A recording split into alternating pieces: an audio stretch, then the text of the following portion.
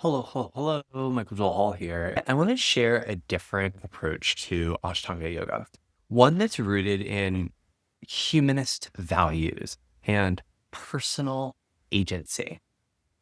Much like Dr. Anastasia Somerville Wong, who is the first chaplain at the University of Exeter, I believe that there are spiritual and communal spaces that can be built on reason, empathy, and inclusivity rather than dogma or hierarchy. Dr. Somerville Wong's work with the non-religious pastoral support network in the UK emphasized creating supportive communities without supernatural claims. I love that. It focuses instead on shared human experiences, like ethical living and mutual care. I've taken these humanist principles and applied them to my Ashtanga yoga practice, welcoming questions, valuing personal experience over blind obedience, and building a community here in Washington, D.C., where everyone's voice matters. This isn't about replacing one authority with another. It's, in my community, about decentralizing power, fostering critical thinking, and honoring each practitioner's unique journey. Because ultimately, the most radical act in any practice is understanding your own value, worth, and identity. I can't stress that highly enough. So let's dig into some of the things that show up in high pressure communities that could be maybe considered, cult like. So, what is oppositional to critical thought?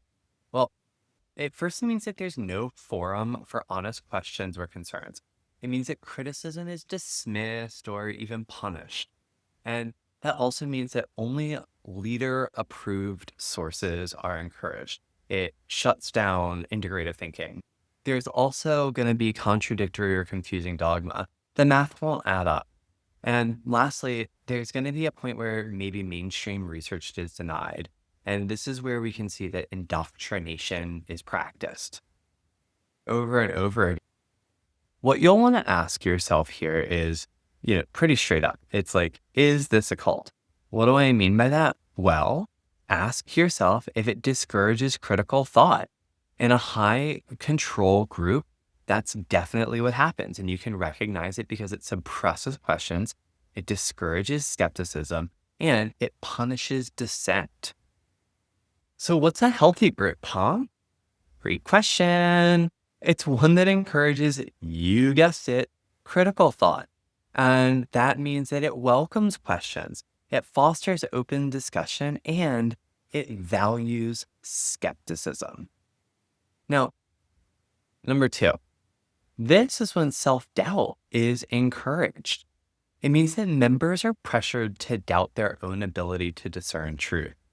Doubts are blamed on like, oh, not practicing hard enough, or like, nope. Let me be more objective.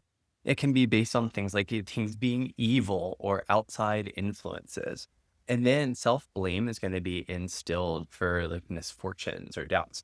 I think a really keen example of that is if someone wants to go running. You go running, your hamstrings are going to feel tighter. That's normal. However, when your teacher tells them that the running is going to injure them, and in fact, they could just modify practice instead and then just like enjoy running and yoga. This kind of thing means that maybe like people can't trust themselves to enjoy what they enjoy. Isn't that lousy? So what is the difference between self-doubt and self-esteem? How can we see that evolve or be expressed in different kinds of groups? Well, in a healthy group, self-esteem is encouraged, and you'll notice that it helps to build confidence. The teacher or mentor will reassure them that doubts are totally normal, and it'll also support questioning. This is all stuff that will help them find things to be self-evident, and experiential learning is what's key here. Now, in a more toxic environment, you're going to see self-doubt show up where if something isn't going right, They are encouraged to blame themselves as opposed to looking at the approach. There are going to be times where doubts in the practice are going to be condemned, saying, well, you're not practicing the right way or with enough faith, as opposed to like looking at ways to adjust. And oftentimes there's going to be over reliance on the teacher to heal or to make better, as opposed to teaching the individual what's going on and why the interventions are being made. They just do it with a blanket statement and say, oh, I'm just not going to explain myself, and wrap that up in it being traditional, when in fact, no, toxic behavior. Okay, let's move along. So in high pressure groups that could be cult like, you're going to see a certain amount of magical thinking. There's going to be a prevalence of it, probably. This is a belief in supernatural force, and it's going to be central to what's going on. There's going to maybe be sometimes fear of supernatural stuff, a retribution if you don't do things right. And there are often times where members are going to be pressured to share mystical experiences. And there may, in fact, come anxiety at certain points from not participating correctly. The idea that there's a one right way to have a mystical experience, even. Yeah, it's crazy town. But this is what happens. There's a prevalence of magical thinking. There's going to be belief in supernatural forces. There's a fear of supernatural retribution, pressure to share mystical experiences, control, and anxiety from non-participation. Boo hits. And so how do we look at this? What's the difference between maybe a reason and evidence-based approach to Ashtanga Yoga, or really any high pressure group? And how do you identify magical thinking? Well, magical thinking is going to emphasize that supernatural. It's going to not give you the credit for the work that you've done. And it's going to highlight the mystical experiences as some kind of proof of higher evolution. Man, you see it in people faking Kundalini experiences over the years. Cuckoo, people being crazy cuckoo. Anyway, there's so what's reason and evidence, Well, it's when you value evidence and reason, duh, but it also encourages diverse experiences. It means that there's not a monolith to one experience, and a healthy teacher isn't going to try to make your experience like their experience, or say that their experience is the correct one and yours is not. It doesn't pressure you to conform. And so that brings us now to number 4. This is where leaders claim insight and special knowledge. You see it oftentimes with charismatic leaders. They'll claim an unusual amount of authority or special revelation. In Ashtanga Yoga, if they're particularly able-bodied, they tend to get a little extra nudge of authority without necessarily accountability. It's just, something I've noticed. But they're also gonna you can look at it and see that there is a rote learning. So one way, all the way, all the time, that doesn't lean into praxis or a multiplicity of experiences. It's going to lean more into cliches. It'll rely on aphorisms as opposed to deeper explanation. And I think that deeper explanation is because they ain't got the goods, yo. And so, yeah, you'll see dogma replace independent understanding. And you can anticipate that happening. And so what are the different kinds of leaders that you'll see out there? What's a good one? What's a bad one? Well, as a man of hubris himself, I also appreciate that my power in a yoga room, if it is such a thing, comes from the people who attend. And I have a service mindset. I'm here to serve my community. And I think I'm a smart cookie. And I also know that I'm not the smartest cookie in the room. And so I don't know, is that humble leadership? Well, I think when leaders can admit to limitations, it goes a long way to modeling vulnerability, and that matters. And in doing so, there's no hierarchy that way. People are good at different things. I'm good at yoga, explaining it, right? My lawyers are great at lawyering in all different kinds of ways. But there's not a hierarchy here. My lawyer's going to have every bit as much of a shot at enlightenment as anyone else, so long as they're doing the good stuff. But man, you'll see that the leaders who have a sense of supremacy, is where leaders claim that they have unique knowledge or special knowledge or the best knowledge.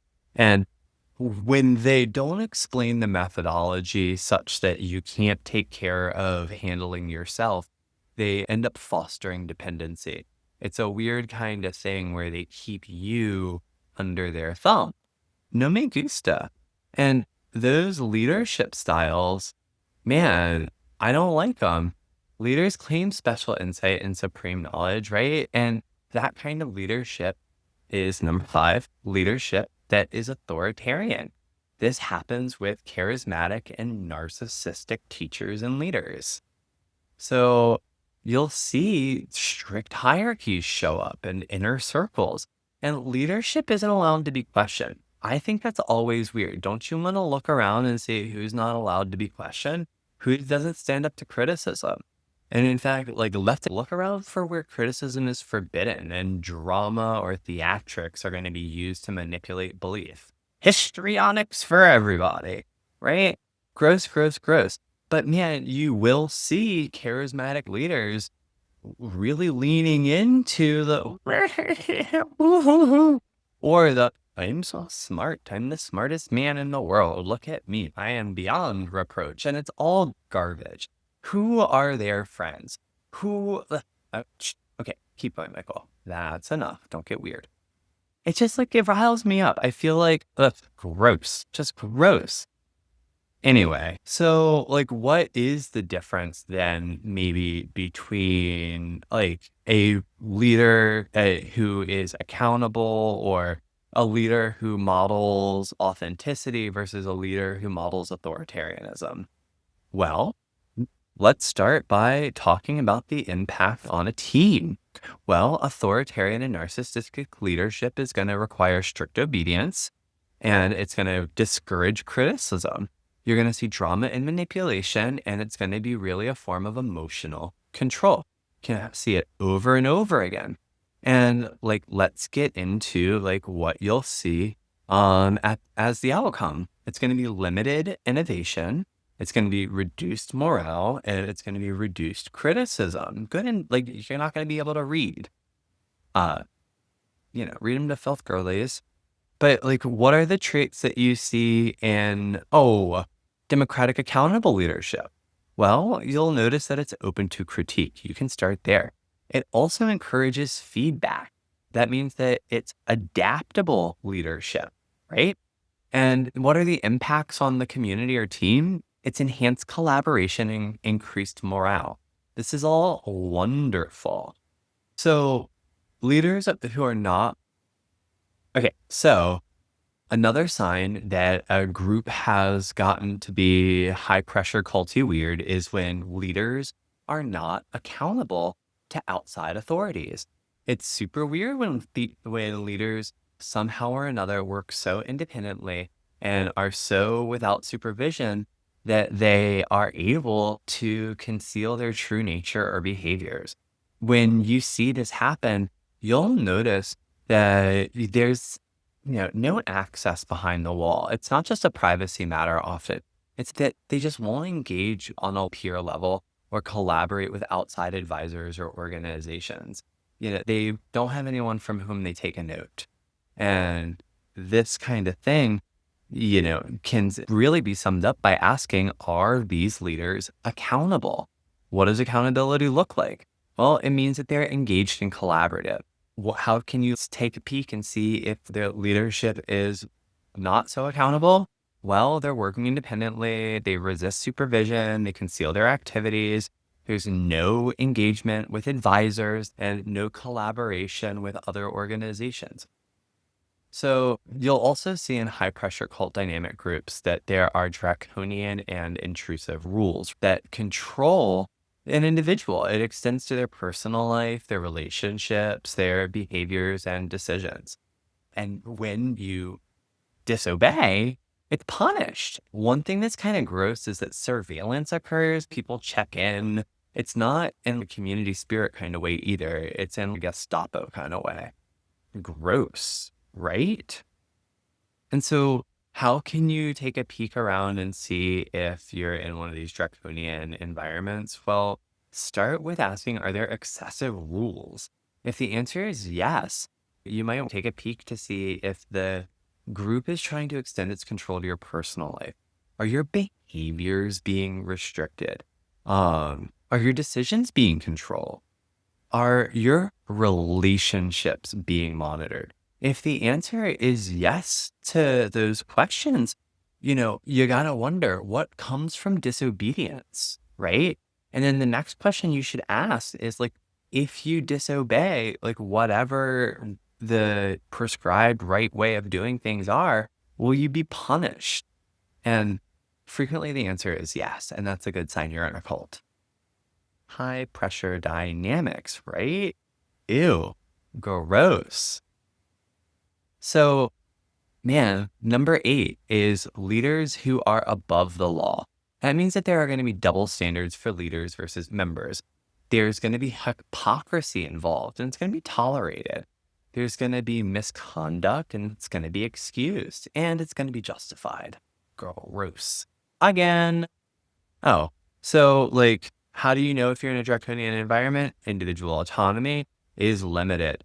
That means that they are going to punish deviation harshly and regulate all areas of life. When individual autonomy is encouraged, it means that it's going to allow for lifestyle diversity and it'll really exhibit a respect for personal choices. So let's get back to those double standards, shall we? That's when leaders are above the law. What does it look like? Double standards. Ask, are there double standards? No? Perfect. Equal treatment. We love that.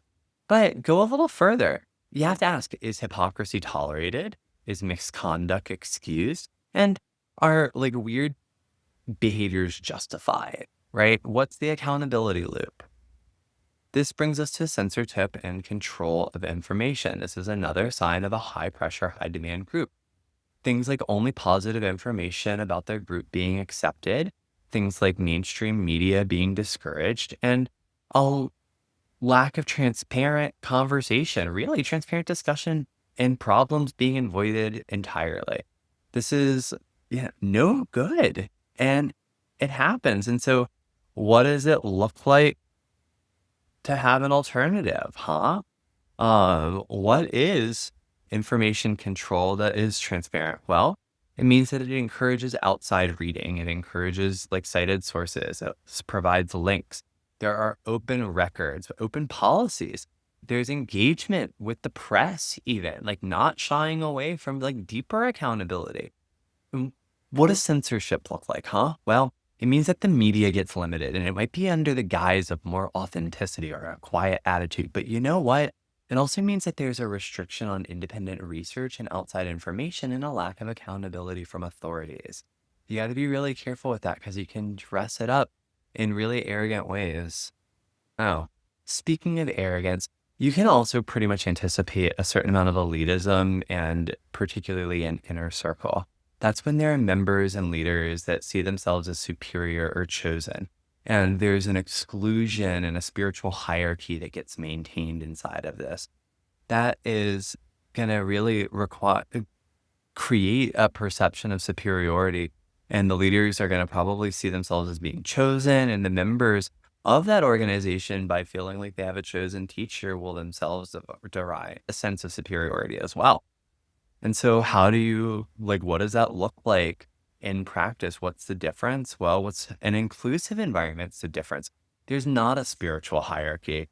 The members are all valued evenly, equally, and everyone's journey is honored. Elitist organizations disparage outsiders. You can really start there. You can find them shitting all over, like, it's gross. There's going to be a hierarchy of chosen elites. You know what it looks like. I don't need to sit here and describe it. Moving on. There are going to be threats to those who leave, right? It's gross. You're going to see shunning. You're going to see slander. You're going to see a real slandering of former members. It's just kind of what happens. No me gusta. You're also going to see penalties, and I'm not talking a loss of work.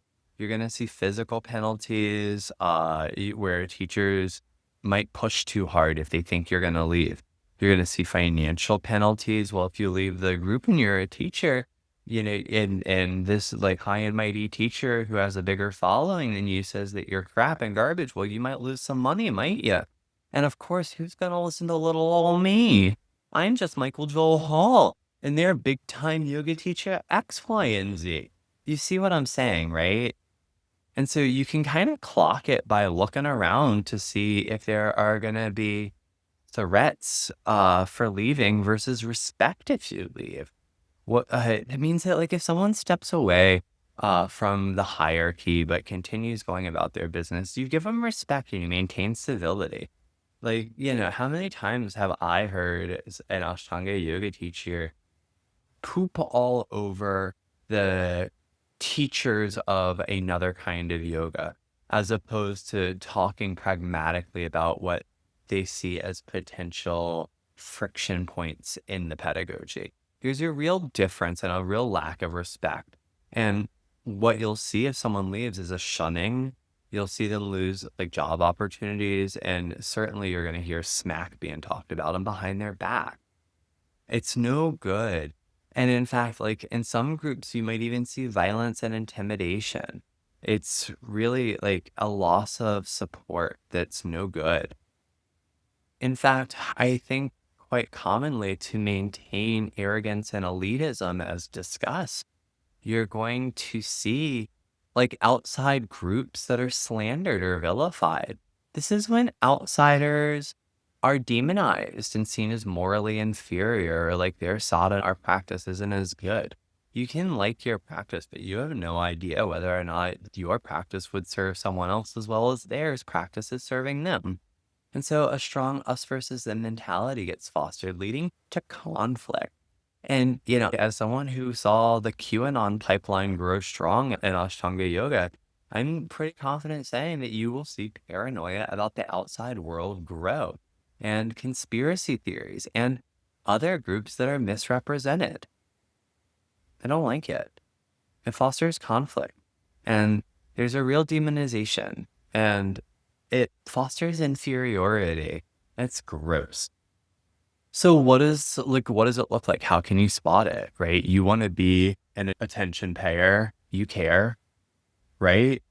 Well, for starters, it means when you look out at how the teacher talks about or the community leader talks about other practices and people, you can see whether or not they're open to learning from them and becoming integrated and looking for similarities, commonalities, wisdom truths, or whether or not they speak to these non-members with disrespect, whether they vilify them, whether there's an us versus them, or even like, I don't know, like when they start saying that something's dangerous or evil. It's not great. And it creates isolation in groups. And in fact, that brings us to my next point, where members become increasingly isolated from former companions. That's like members being encouraged or pressured to cut off outside relationships. And isolation deepens as all needs are supposed to be met from within their group. And that means that contact with non-members is tightly controlled for, protection. So what does a group that fosters isolation look like versus a group that fosters connection? Well, a group that fosters connection is going to make sure that you maintain your outside relationships.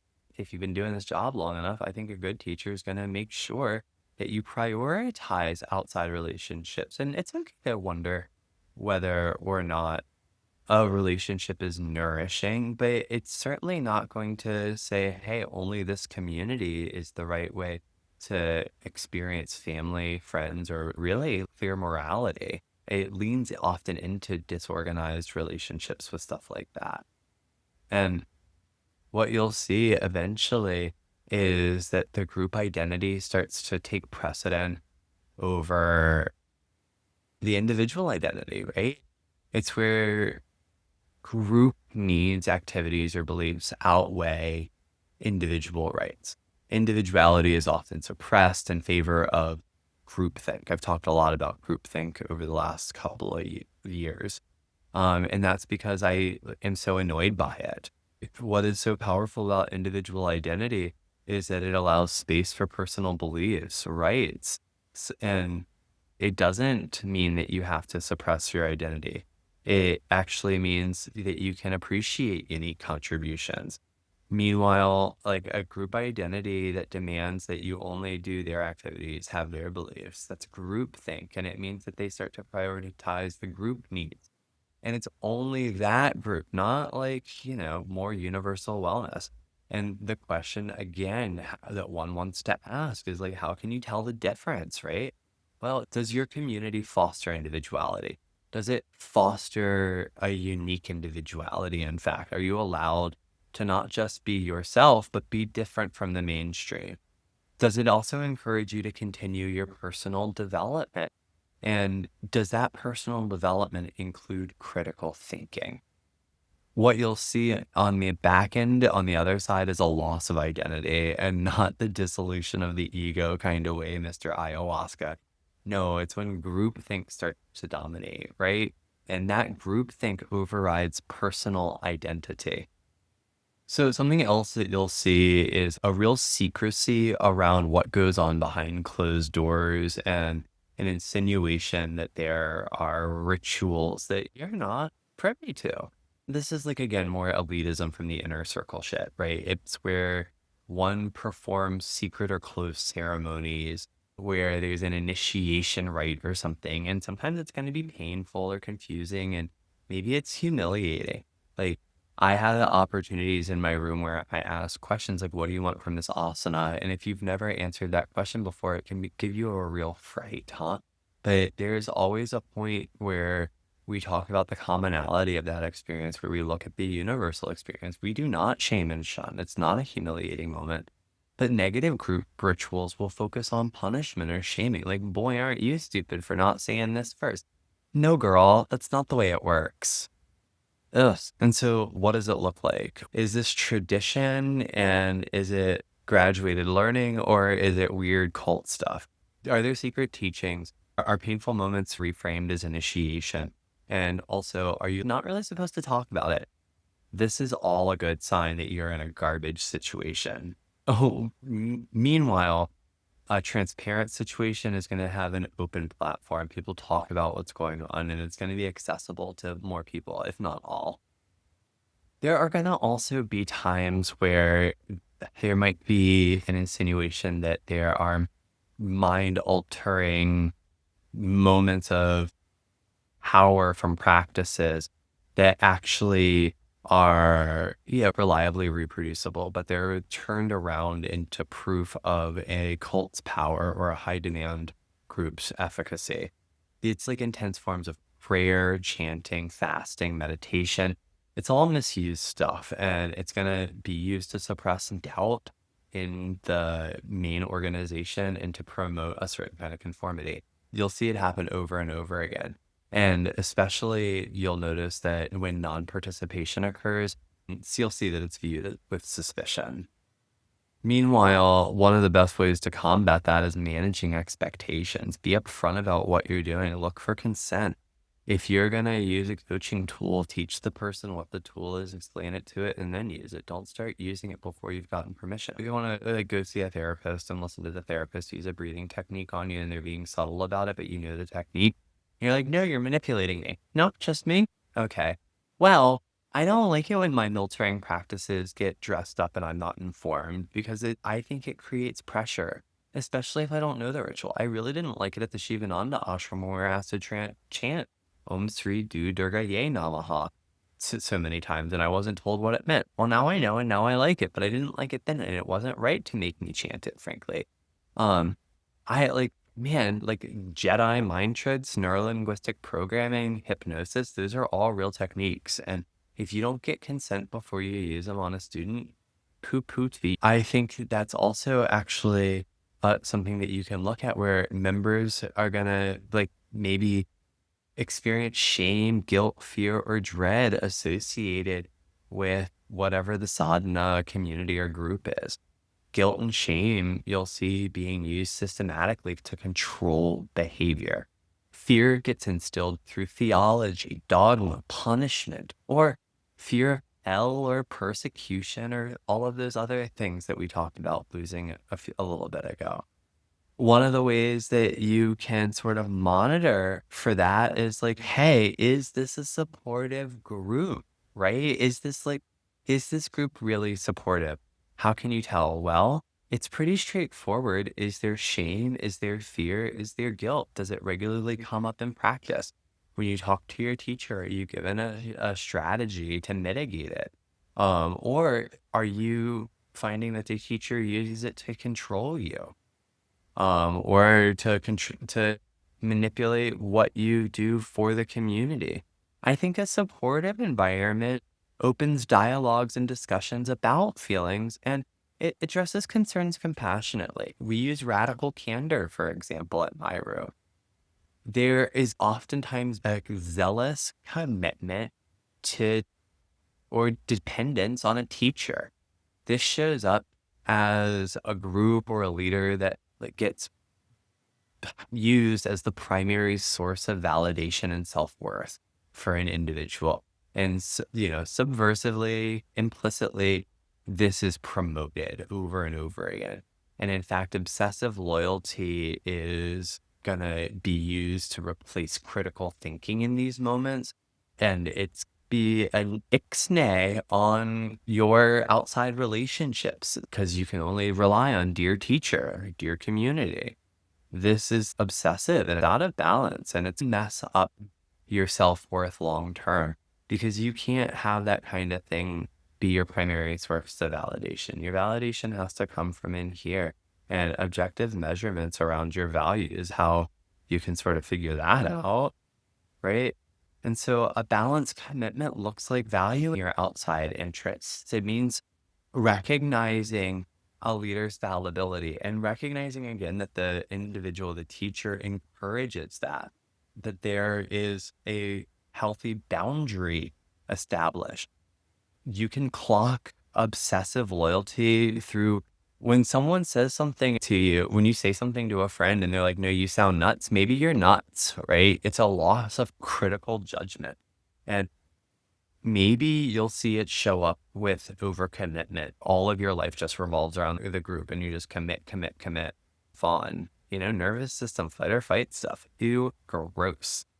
But okay, so one of the other things that you'll see high pressure groups is that they need to recruit. You'll see that numbers matter because oftentimes when the emperor has no clothes, what they'll use for power is look how many people believe what I say, and they can get that way through selling something that sells really well.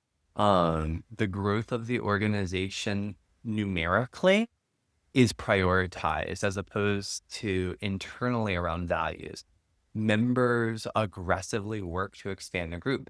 I certainly think that in Ashtanga Yoga, many senior teachers have commoditized their relationships with other yoga studios in order to create further platforms for themselves. I think that oftentimes an Ashtanga saved me situation that actively narrows the focus from being about spiritual growth to changing people by numbers. And this is not genuine. It's not personal, and it's not really communal development. It's not certainly what we teach in my yoga studio. Look at me. I'm so great. No, but seriously, what can I say? It's just the truth. That shit is whack. Don't know what to tell you. You can pretty much see a genuine community because there's not aggressive recruitment.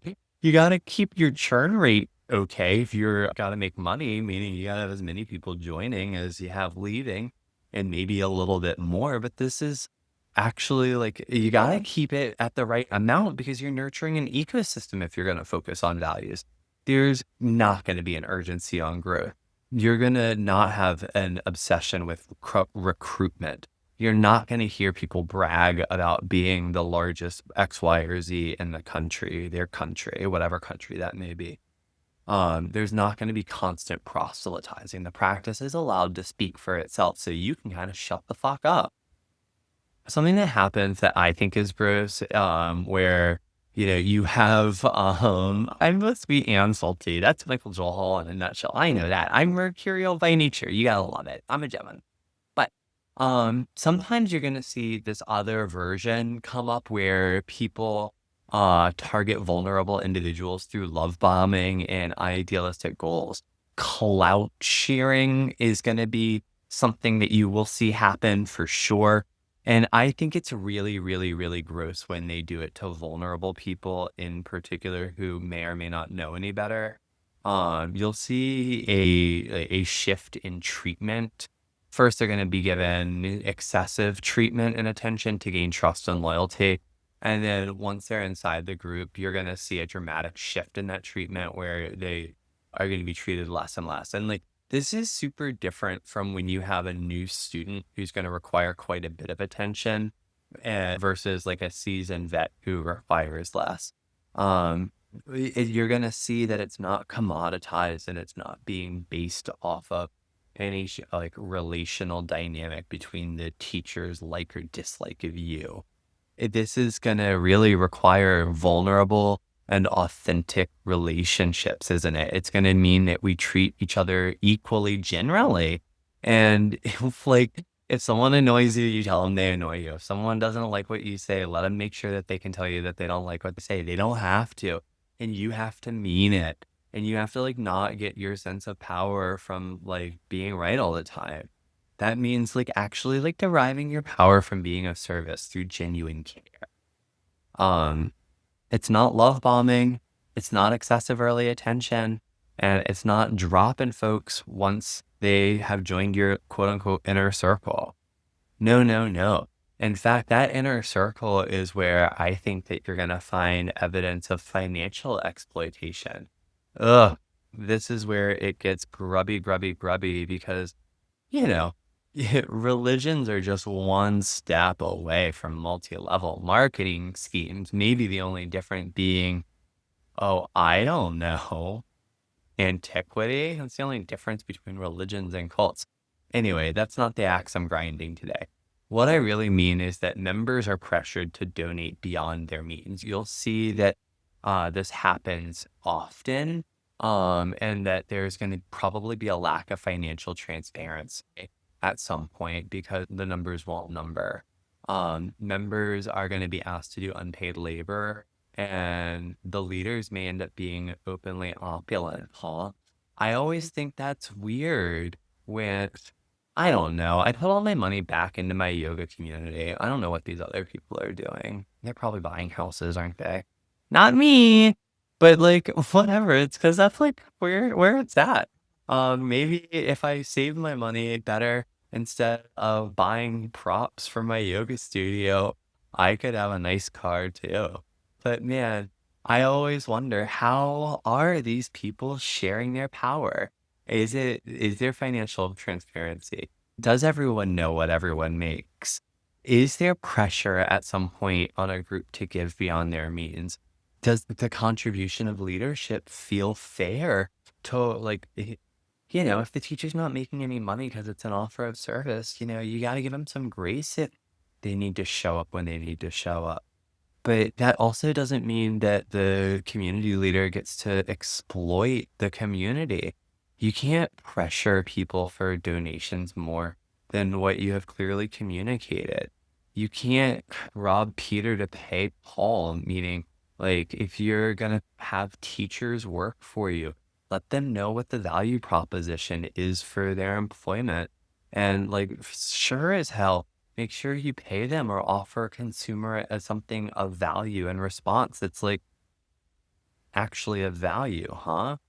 Because if it don't make dollars, it don't make sense.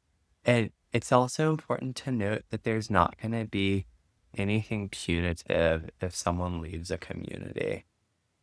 This kind of thing, like punitive punishment in an organization, including emotional or physical abuse, means a disproportionate punishment for like a minor infraction. It means humiliation, shunning, or sometimes even corporal punishment. Getting hit. I've been hit by a teacher before. It wasn't in this country, and well, on my story that just so that we're clear. That I don't think she meant any harm. I'm not like abusive. I mean, like, yeah, but this is super different. Like, you shouldn't get screamed at for a water bottle. I remember one time, like, I'll never forget it. I yelled at a student, and I think I was way out of line. Now, it's because I didn't manage something else with that individual, and I learned a lot, and I apologize profusely. And if I'm gonna run a no pain or shame train and be the mother of a house of no shade, it means sometimes that if something feels unequitable or inequitable, that I speak to it and I don't harbor resentment. And that means particularly with students and stuff, those kinds of dynamics needn't exist. And boy, I made some real changes because that's like what I think is so important, is change behavior and accountability, a real apology. I'm not saying that abusers get platforms or anything. No, no, no, perish the thought. But I do want to share times where I feel like I was out of line and how I made good on it. God, right? One on one. But I sometimes think that you don't hear teachers talk about what they learn because they're worried about getting deplatformed, or even worse, because they didn't ever make good on it. They just like continued to harm, harm, harm. And that sucks. It's emotional abuse, especially that humiliation piece. I don't like it. It's pretty straightforward, isn't it? Like the difference between punitive punishment and like a no abuse or humiliation program. I mean, what's the difference? Well, there's no abuse or humiliation. How about that? There's like fair discipline, meaning that like, hey, you help people line their mats up in a row. You don't like lose your shit on them regularly. There's respectful treatment of people who have maybe differences of opinion.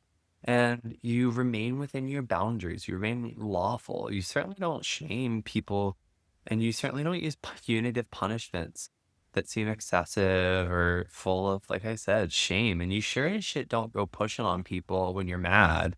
That's gross. But boy, this brings us up to number 23, which is sexual exploitation. Sexual exploitation is like rampant in lots of communities, especially high pressure dynamic groups.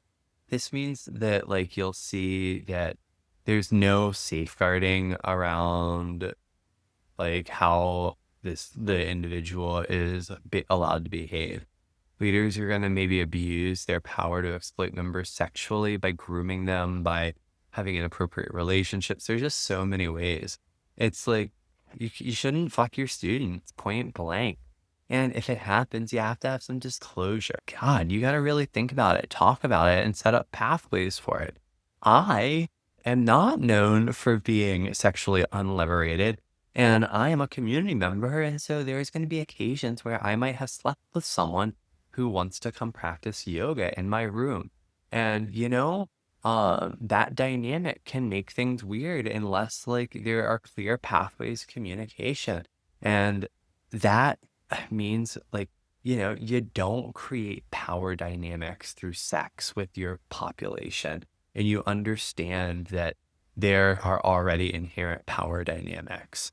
And sexual exploitation is real. And you can spot issues of it by a lack of protection for the vulnerable. You know, they're gonna get groomed repeatedly. You'll see the teacher show a special attention, and oh, you're the apple of my eye, until they abuse their power. That's what happens, and it happens over and over again. But you can like allow that to not happen by having a zero tolerance policy for abuse. Or having like a clear route to talk about, hey, if you're into a sexual relationship, what does that look like? What are the safeguards? You have to have a plan. You have to have interventions because, people are going to fuck. Okay. I want to say that women and queer people, minorities in general, especially, are tightly controlled. There are going to be segregated activities and exclusions that occur from leadership. I'm not talking men's group, but you'll just be able to look around and see who gets a seat of power. Do men have more authority in the group? Or are women, queer people, or minorities' behavior, appearance, or choices being restricted for the sake of like a group continuity? I get it. It's a Brahmin community, but I had a lot of heteronormative policies sort of directed at me. in regards to my relationship with my intimate partners. And, that's none of your business. What does gender equality versus maybe gender control look like? For starters, you're going to see that there's equality around leadership, around opportunities for participation. You're going to see that it happens regardless of gender, race, religion. And you're going to see that women get a platform also. And you can kind of notice when women don't get a platform or these minorities don't get a platform, you can take a peek like, hey, who's included in decision making and who's being tightly controlled?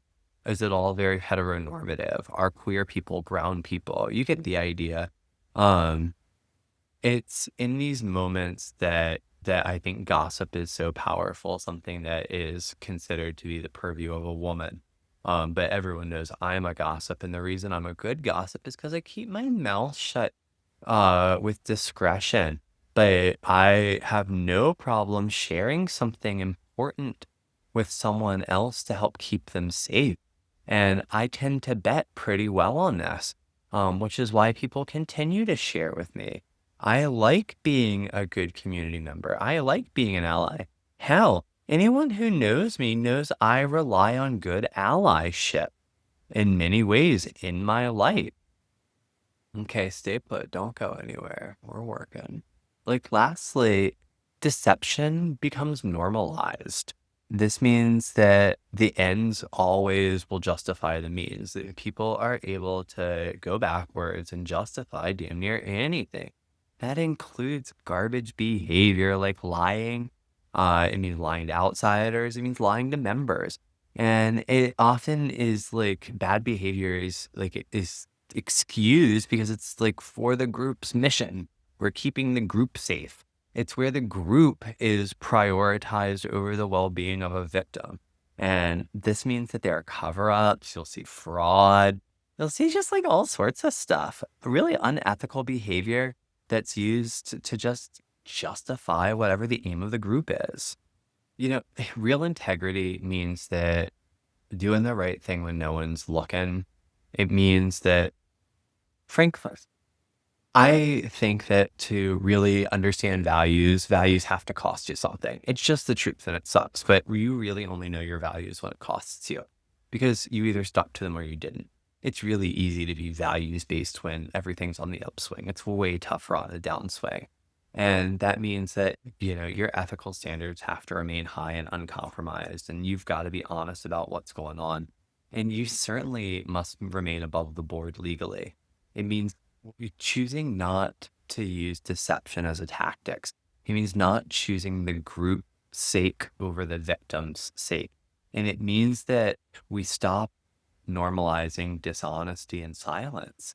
There's no reason to not talk about what's going on out there in the Ashtanga Yoga world.